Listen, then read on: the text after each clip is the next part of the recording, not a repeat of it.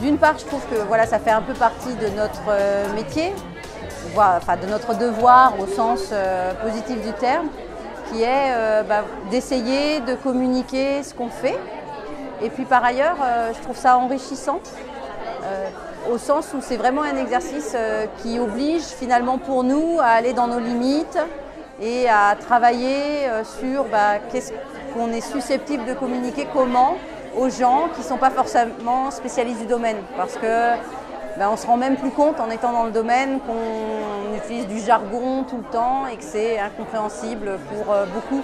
Je pense que ça peut être utile d'avoir une culture scientifique, une démarche scientifique, d'être familiarisé avec cette démarche, pas que les connaissances, également la démarche,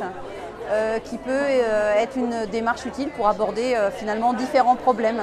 Dans mon propre cursus universitaire, en fait, j'ai trouvé que finalement on abordait vraiment les neurosciences assez tardivement. On voit beaucoup de biologie, de la biologie cellulaire, de la neurobiologie, mais à l'échelle vraiment de la cellule.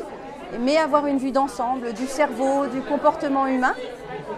c'est quelque chose finalement qui arrive assez tardivement, ou bien peut-être un peu plus tôt si on se spécialise dans la psychologie, mais là on va être peut-être loin du cerveau.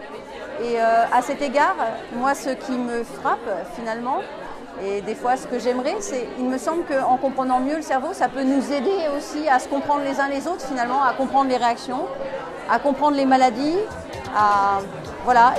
comprendre pourquoi parfois des personnes, parce qu'ils sont malades, ne sont plus les mêmes, n'agissent plus pareil, n'ont plus la même personnalité. Et voilà, c'est des éléments qui me semblent qui peuvent aider vraiment à comprendre l'humain finalement.